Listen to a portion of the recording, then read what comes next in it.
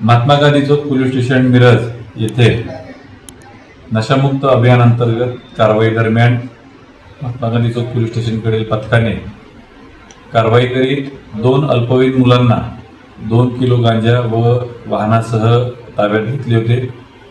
सदर आरोपींकडून गांजा व गुन्ह्यात वापरलेले वाहन जप्त करून त्यांच्यावर कायदेशीर कारवाई करण्यात आलेली आहे।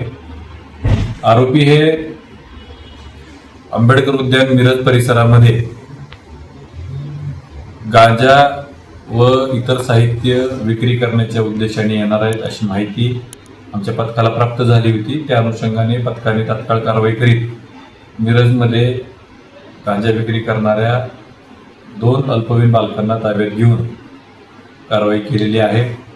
सदर आरोपीकडे माहिती घेतली असता आरोपींनी मोबाईल इत्यादी चैनी करण्यासाठी सदर गांजा हा विक्री करण्यासाठी आणल्याची प्राथमिक माहिती आम्हाला दिली होती। सदर गुन्ह्याचा पुढील तपास महात्मा गांधी चौक पोलीस ठाण्याकडील पोलीस उपनिरीक्षक संदीप गुरव हे करत आहेत। यापुढे देखील नशामुक्त अभियान अंतर्गत माननीय पोलीस अधीक्षक संदीप गुगे, माननीय अपर पोलीस अधीक्षका कल्पना बारावकर, मिरज उपविभागाचे उपविभागीय पोलीस अधिकारी माननीय प्रणय जिल्हा सर यांच्या मार्गदर्शनाखाली महात्मा गांधी चौक पोलीस स्टेशन प्रभावी कारवाई करणार आहे। नागरिकांना याद्वारे आम्ही आवाहन करीत आहोत की अशा प्रकारची कुठलीही माहिती आपल्यास प्राप्त झाल्यास तात्काळ महात्मा गांधी चौक पोलीस स्टेशनला कळवावे किंवा डायल 112 वर फोनवर संपर्क करून सदर बाबत पोलीस स्टेशनला माहिती द्यावी। जय हिंद।